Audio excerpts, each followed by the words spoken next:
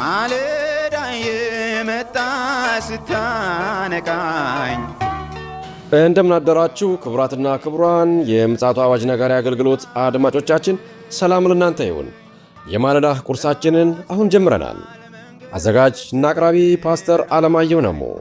መልካም ጊዜ ሆነላችሁ። ከሕይወት ምንጭ ውሃ ስታረካኝ ሰላም ጤና ይስጥልን። እንደምን አደራችሁ።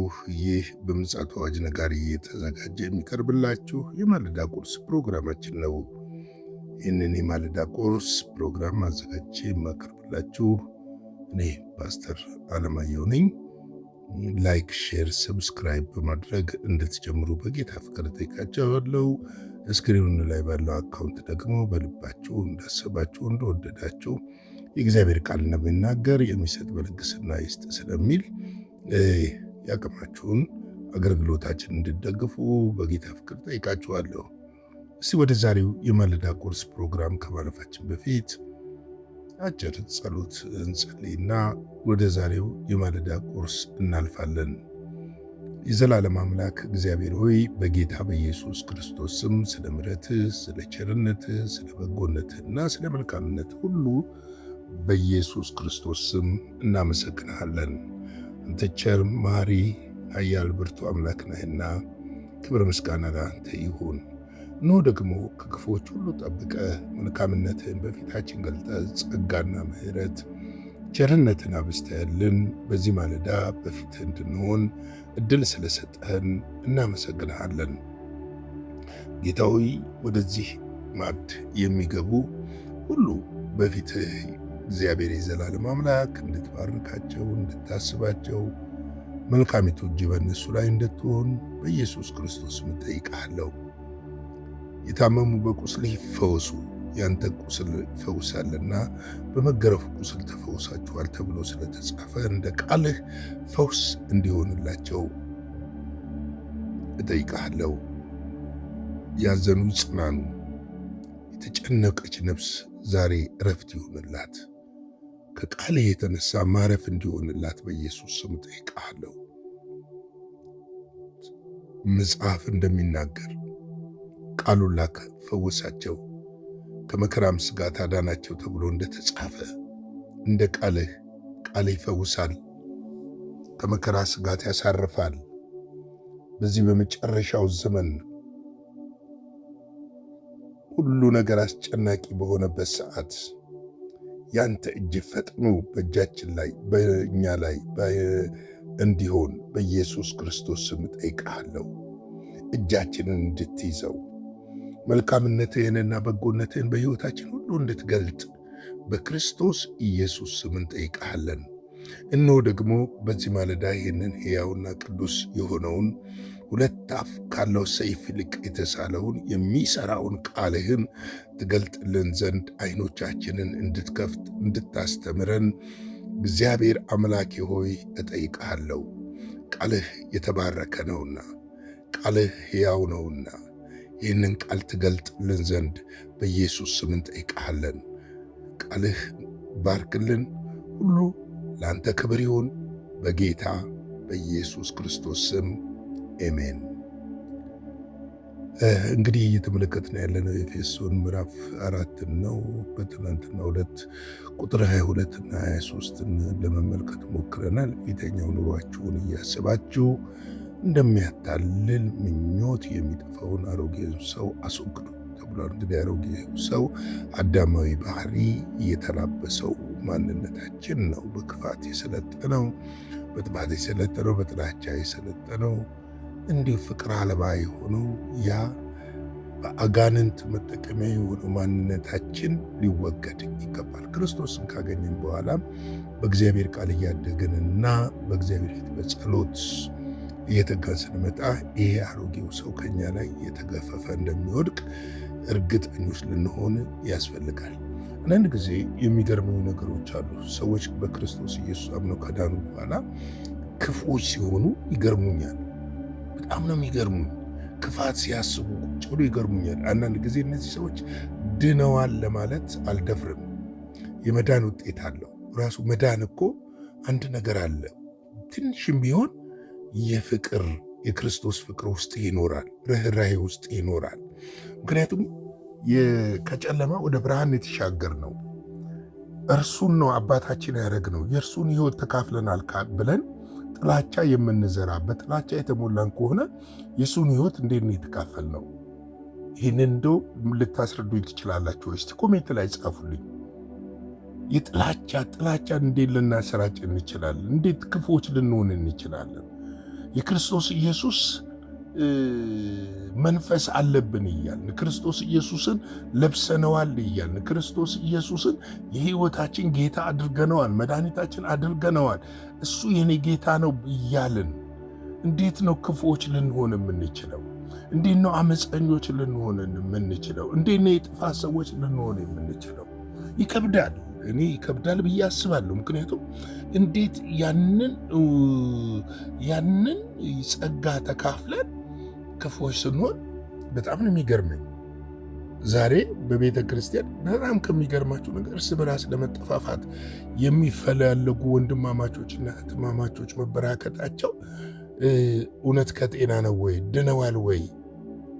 እነዚህ ሰዎች እውነት የእግዚአብሔር መንፈስ አለባቸው ወይ ብለን ቆም ብለን እንድንጠይቅ ያደርገናል። የቤተ ክርስቲያን መሪዎችም እንደነዚህ አይነት ክፉ ሰዎችን ሲያገኙ ለእኔ ይጠቅመኛል፣ ለስራዬ ይጠቅመኛል ማለት ሳይሆን ቢቻለን ደቀ መዝሙር አድርገን ሕይወቱ እንዲቀየርና አመለካከቱና አስተሳሰቡ ተቀይሮ የክርስቶስ ባህሪ በሕይወቱ እንዲገለጥ ማድረግ ካልቻልን ግን እንዲህ አይነት ሰው በግልጽ ልንነግረው ያስፈልጋል።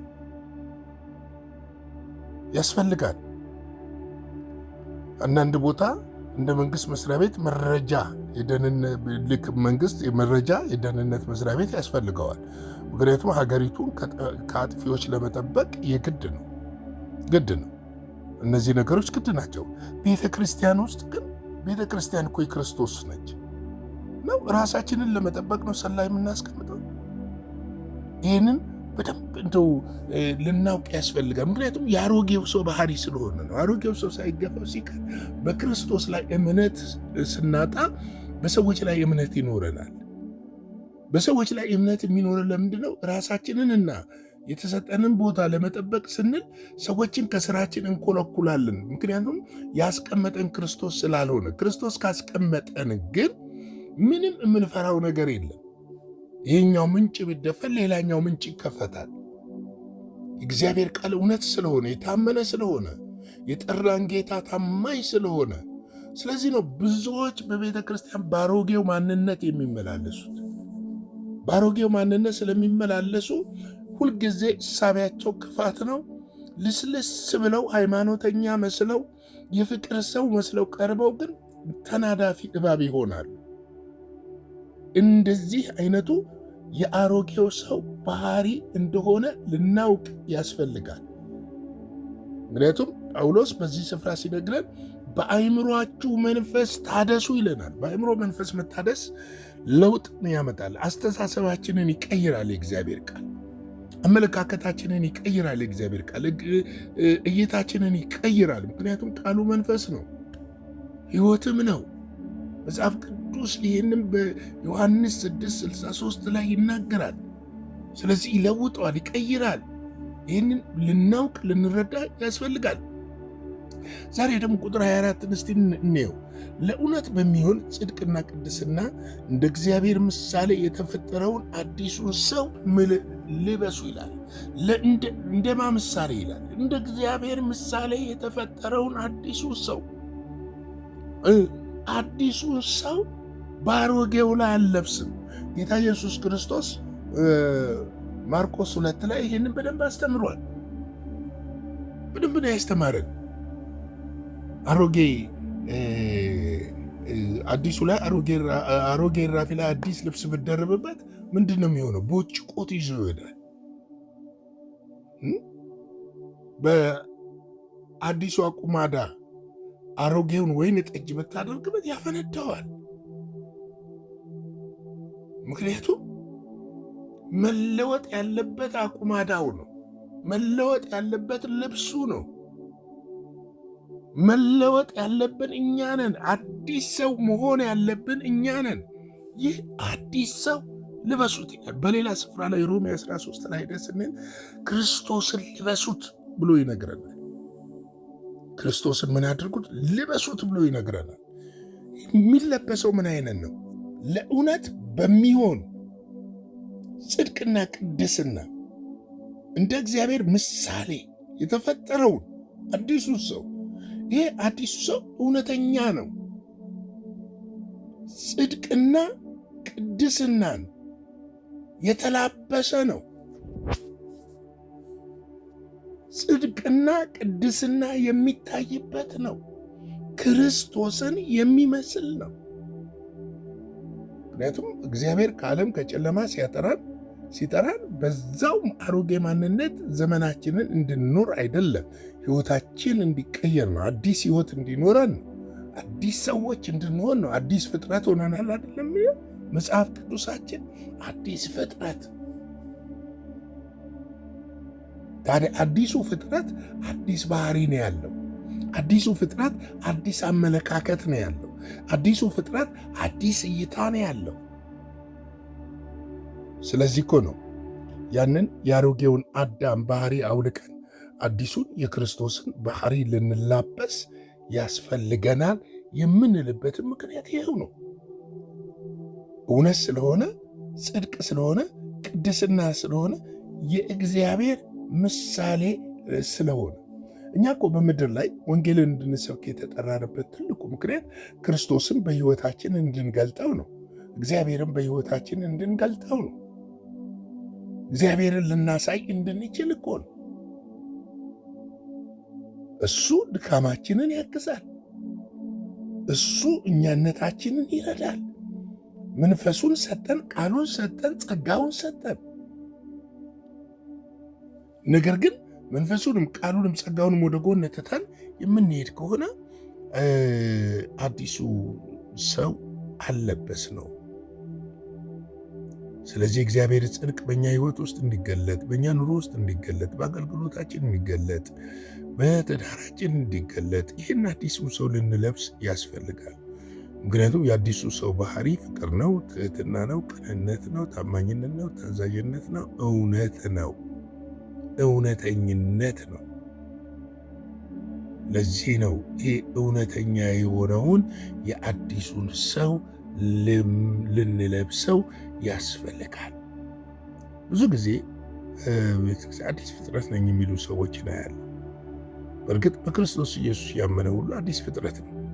ግን የአዲስ ፍጥረት ባህሪ ካልተገለጠበት አዲስ ፍጥረት አይደለም፣ አሮጌ ማንነት ላይ ነው ያለው። አዲስ ፍጥረት የምትሆነው ከሆንክ አዲሱ ባህሪ ሊታይብህ ይገባል። በእግዚአብሔር ቃል በመንፈስ እያደግን እንመጣለን። እሱ ያስማማናል።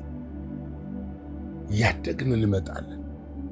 ፍሬያማ እየሆን እንመጣለን። ፍቅርን እየጨመርን፣ ጽድቅን እየጨመርን፣ ቅድስናን እየጨመርን፣ እውነትን እየጨመርን፣ ቸርነትን እየጨመርን፣ ምሕረትን እየጨመርን፣ ትህትናን እየጨመርን እንመጣለን። ግን ለትንሽም ብትሆን ልትታይብን ያስፈልጋል እላለሁ። እንግዲህ ለዛሬ ያዘጋጀሁትን የማለዳ ቁርስ በዚህ ላይ ልግታና ነገ በቀጣዩ ክፍል እንገናኛለን። ወደ እንግዲህ ላይክ፣ ሼር፣ ሰብስክራይብ እያደረግን ይህንን መልእክት ለብዙዎች እንድናጋራና ከኛ ጋር ሆናችሁ እንድታገለግሉ በጌታ ፍቅር እንጠይቃችኋለን። ላይክ ሼር ማድረግ ያደክማል ብዬ አላስብም። ግን ብታደርጉ ደግሞ እናንተም በአገልግሎቱ ተጠቃሚዎች ናችሁ ብዬ አምናለሁ። አገልግሎታችንን መደገፍ የምትፈልጉ በስክሪኑ ላይ ባለው የአካውንት ቁጥር በልባችሁ እንዳሰባችሁ መጽሐፍ እንደሚናገረው ሰው በልቡ እንዳሰበ በልግስና ደስ እንዳለው ይስጥ ስለሚል ደስ እያላችሁ እንድታደርጉ በጌታ ፍቅር እንጠይቃችኋለን። ያ ነው ለእናንተ ትልቅ በረከት ነውና እንደዛ ማድረጉ ይህንን በማድረጋችሁ ደግሞ እግዚአብሔር አምላክ ይባርካችሁ። ያደረጋችሁ ያላችሁ አብዝቶ አብዝቶ እግዚአብሔር አምላክ ይባርካችሁ እላለሁ። ለሰጪ የሚሰጥ እግዚአብሔር ስለሆነ እግዚአብሔር እንደሚባርካችሁ እናምናለን። ስለዚህ በነገው ዕለት በሌላ በቀጣይ ርዕስ እንገናኛለን። አጭር ጸሎት እንጸልይና እንጨርሳለን። የዘላለም አምላክ እግዚአብሔር ሆይ ስለዚህ ማለዳ ስለ ምሕረትህ ስለ ቸርነት እናመሰግናለን። ስላስተማርከን ቃል አዲሱን ሰው ልበሱ ስላልከን አዲሱን ሰው ባህሪ በትውልድ መካከል መግለጥ እንድንችል ማሳየትና ማየት እንድንችል በክርስቶስ ኢየሱስ ስም እንድትረዳን ጠይቃለሁ። ቃልህ በእኛ ሕይወት በክርስቶስ ኢየሱስ ስም እንዲሰራ ጠይቃለሁ። ቃልህ ኃይል አለው፣ ጉልበት አለው፣ ሥልጣን አለው። ስለዚህ ይህ ቃል ነፍስ፣ መንፈስ፣ ጅማታችንን አልፎ በውስጣችን እንዲሠራ በኢየሱስ ክርስቶስ ስም ጠይቃለሁ። እግዚአብሔር ሆይ ስለሰጠን ስለዚች ማለዳ አመሰግንሃለሁ። ስለ ታላቁ ምሕረትና ቸርነት አመሰግንሃለሁ። ይህንን ቀን ባርክልን፣ ከክፉ ሁሉ ጠብቀን፣ በደምህ ሸፍነን፣ በኢየሱስ ክርስቶስ ጌታ ስም አሜን።